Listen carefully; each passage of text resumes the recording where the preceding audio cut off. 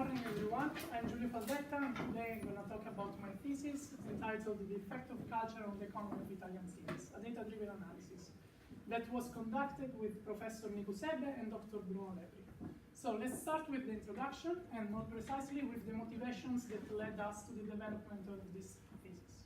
In 2007, the global financial crisis struck the entire world, and just 2 years later, the Eurozone crisis struck the Southern European countries.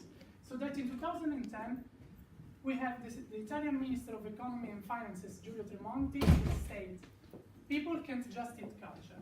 I think that this sentence summarizes the idea that the culture is not something vital for the society. So in a period of economic crisis, it's something that you can cut. I want to see what happened in 2020. You didn't put the slide. Next time. So we started looking for researchers about the impact of culture on the economy based on data, but we didn't find so many studies. And we thought that we could prove the existence of a correlation between culture and the economy so that maybe policymakers can invest more on culture. What we mean by culture?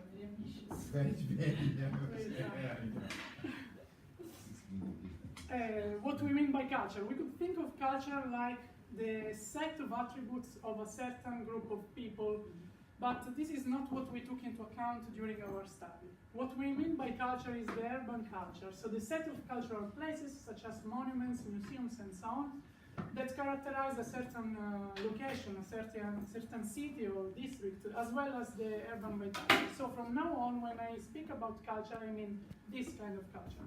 It is also shown with this figure about a great Italian square with a concert, a great monument, and all this kind of stuff. So we started our study with 2 research questions. The first one is how economic and cultural dynamics mutually influence each other. This is a very tough question because it's not easy to understand if culture influences economy or vice versa. So we first tried to understand if a correlation does exist or not. Then we moved to another research question, which is how can we extract and model information about culture? Of course, we had already available data, but we needed something more, so we needed to extract new data and to model them in order to understand if the correlation does exist. So let's move to the data and the tools that we used. First of all, we tried to use the data from the Italian Ministry of Cultural Heritage and Activities, but there were too few information about events across Italy. And basically it's a too centralized organization, so we moved to 2 different platforms, which are Facebook and Eventbrite. Probably everyone here knows Facebook, and you probably know that there is the possibility to create an event, select the location of the event, select the time of the event, and you can also know the number of participants.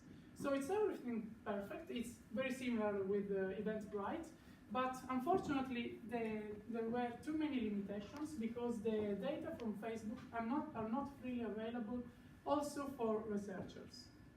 So we moved to something else, which is the local newspapers provided by City News, which is a platform that have newspapers for 43 Italian cities. And here you can see the main page of Trento Today, which is the local newspaper of Trento. In these newspapers, there is a section about events. So you have, as you can see, the location of the event, the time of the event, and also the typology of the event. And you have these kind of events since the creation of the website. Unfortunately, you don't have the information about how many people will be there. So we have this information not only about cities, but also about provinces, because local newspapers usually have events about the province in general, not only the city. But it's not a problem for us, because in order to evaluate the economy of a certain location, we have the GDP at a national level, of course, regional level, and province level, not at a city level. So it's perfect for us to have the events in all the provinces.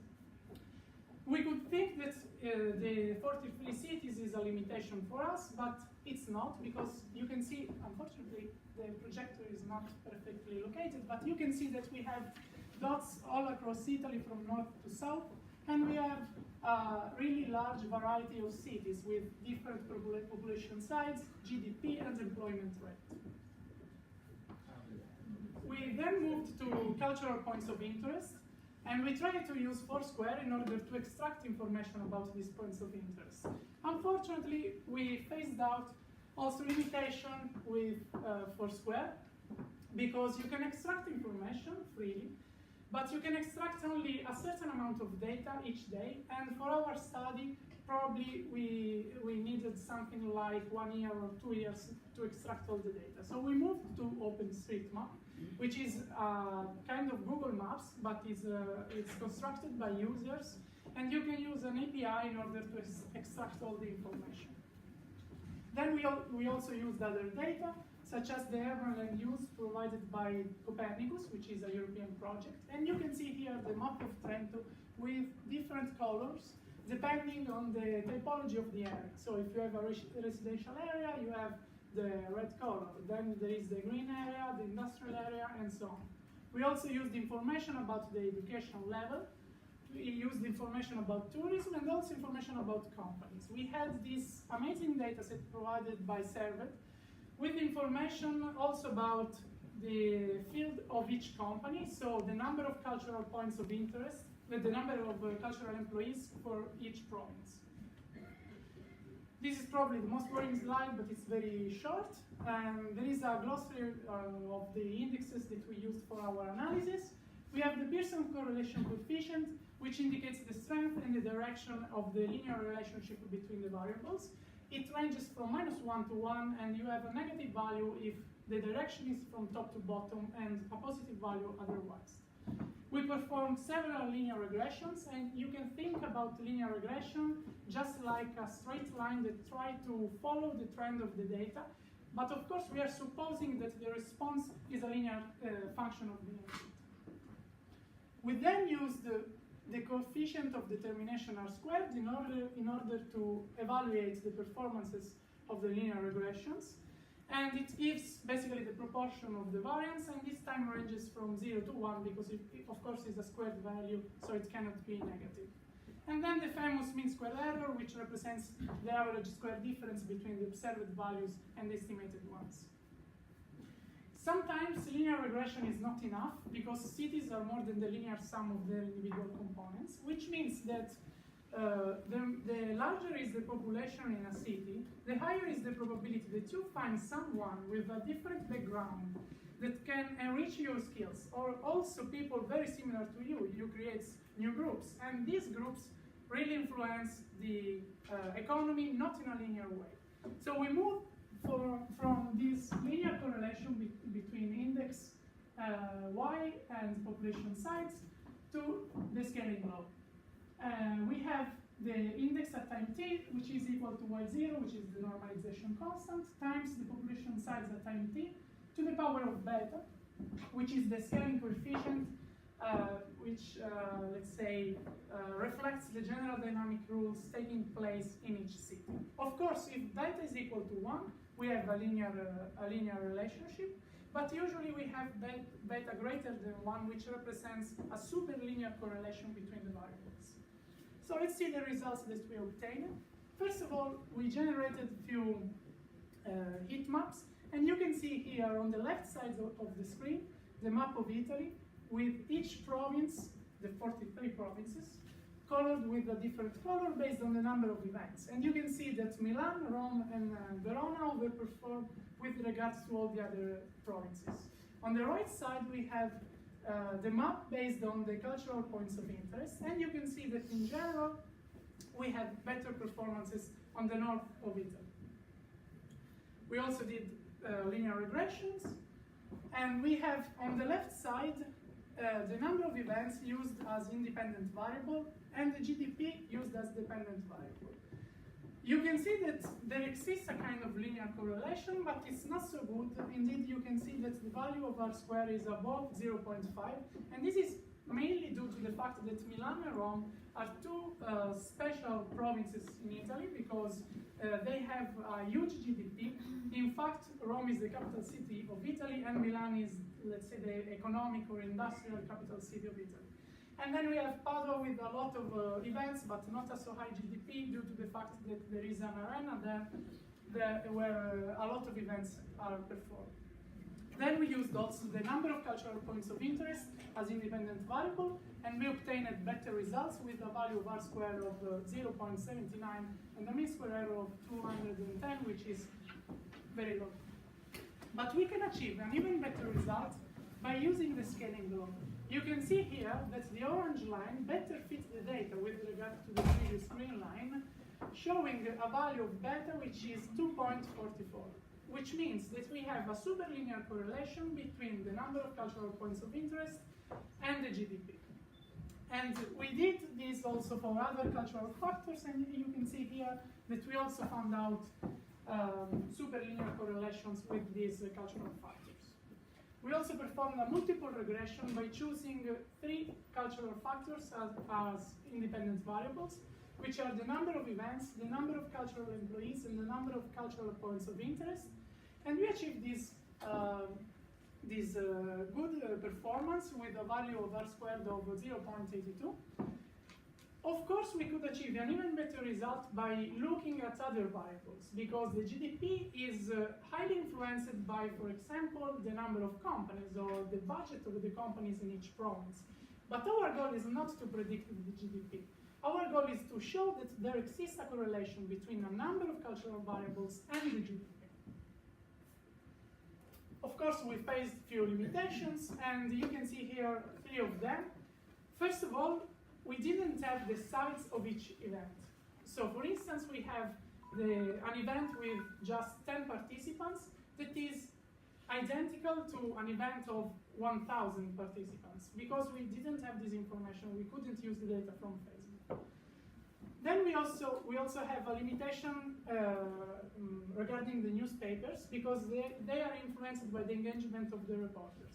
So you can have a city with a lot of events, but only few of them reported by the reporters.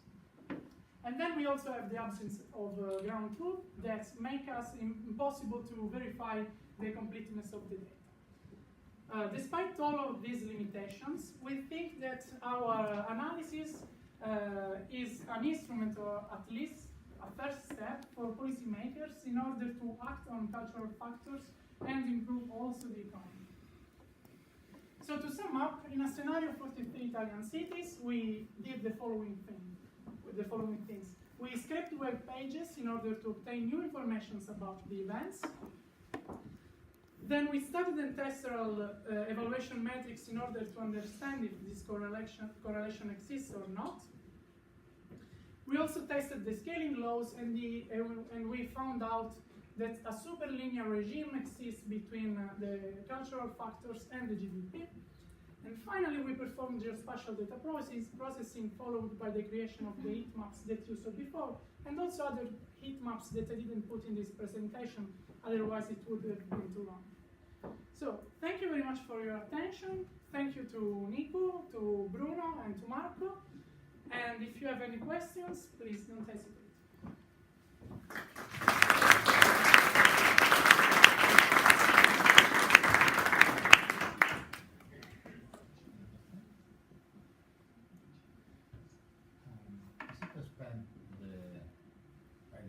The impression I got from your presentation, the bulk of your work in trying to find good sources of information. It was the worst part of the study, to find good sources. That is always the case, right? Yeah.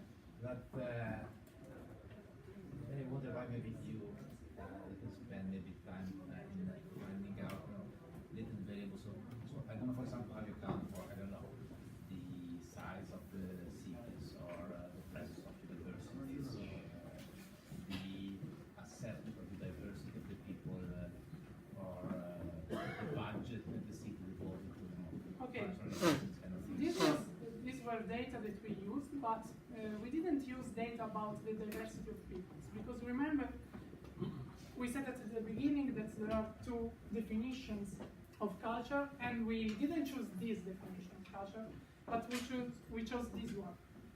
So we didn't consider the diversity of people, but instead we used information about the city. So we used, for example, the budget of each policymaker in the city for the culture, but we didn't use information about it. So, about the size of the cities? About the size of the city, we have the population size, of course, and that's all. And how is that factoring in the... And we saw that also for the population we have a scaling factor. It's beta. Sorry. With the population of 1.29, and in the state of the art you can find a lot of researchers that make a comparison between cities and biological organisms. So the bigger is the city, the higher is the correlation between the population and the GDP. So it's not a linear correlation between population and GDP. It follows a You're scaling. doing these comparisons between North and South Italy all the time. Yeah. How reliable is the data you're using, like unemployment, for places like Naples and Faldetta? Okay, so it's a tough question because of course we know that there is the, let's say, black market, so you can work and there are no data about But your there job. must be estimates. How have you tried to? No, I come from Palermo, and I know that it's really hard to find this information. Yes, yeah. So I didn't even try.